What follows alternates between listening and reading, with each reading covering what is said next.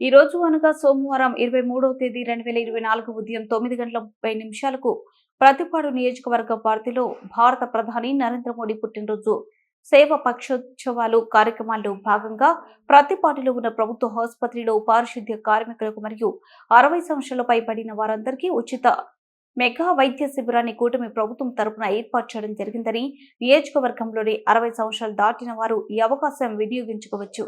ఈ కార్యక్రమానికి ముఖ్య అతిథులుగా బీజేపీ రాష్ట్ర పార్టీ నుండి జంధ్యాల వెంకట రామలింగేశ్వర శాస్త్రి, పాలపాటి రవి విచ్చేయుచున్నారు. కావున నియోజకవర్గంలో ఉన్న అన్ని మండల అధ్యక్షులు, రాష్ట్ర స్థాయి, జిల్లా స్థాయి, గ్రామ స్థాయి, బూత్ స్థాయిలో ఉన్న నాయకులందరూ తప్పనిసరిగా హాజరవ్వాలని కోరుచున్నాము. కన్నా రవి దేవరాజు నియోజకవర్గ కన్వీనర్ మరియు దర్శనపు శ్రీనివాస్ నియోజకవర్గ కో కన్వీనర్.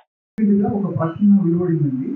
60 ఏళ్లు పైబడిన పెద్దవాళ్ళందరికీ కూడా ఈ కార్డు వర్తిస్తుంది కాబట్టి కొత్తగా అప్లికేషన్ పెట్టుకున్న వాళ్ళకి కూడా అప్లికేషన్స్ చేసుకోవచ్చు అని చెప్పి చెప్పారు.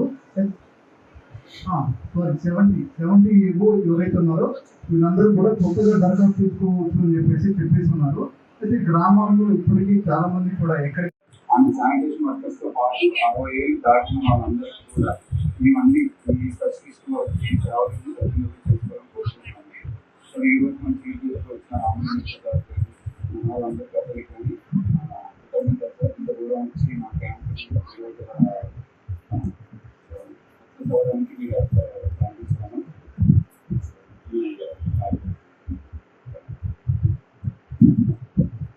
గతంలో ఏమైనా ఇబ్బందులు ఉన్నా కూడా చూసే ఉంటారు డాక్టర్ గారి పర్యవేక్షణ. అయితే ఇప్పుడు అట్లాంటి ఇబ్బందులు అనేవి ఏమి ఉండవు.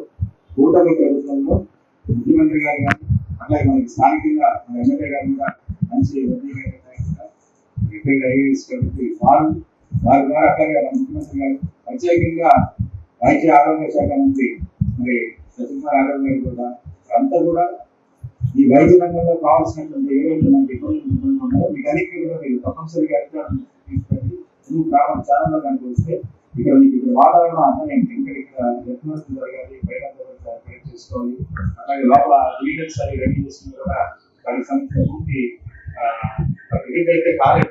వాటన్నిటి కూడా బుక్ చేసుకోవాల్సింది. వాటికి సంబంధించిన ఫండింగ్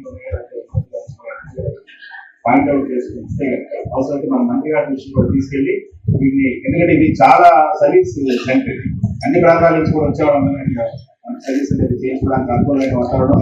అన్ని మండలాల నుంచి కూడా ఒక రకంగా మిగతా మండలాల్లో ఉన్నప్పటికీ కూడా ఇక్కడ మంచి వాతావరణం ఉంటుంది కాబట్టి అందరికీ సర్వీసెస్ కరెక్ట్ గా అందాలంటే దీనికి కూడా కూడా కరెక్ట్ గా ఉండాలి. మనకి ఏదైతే ప్రాథమిక ఇబ్బందులు ఉందో ఈరోజు ఇక్కడ చూసింది ఏదైతే ఉందో వాటి విషయాలను కూడా మేము బాధ్యత తీసుకోవడానికి చెప్తాం. అట్లాగే మీరు కూడా మీరు ద్వారా కోరుతున్నాం. క్యాంపుని ప్రారంభం చేయాల్సింది కోరుతున్నాం.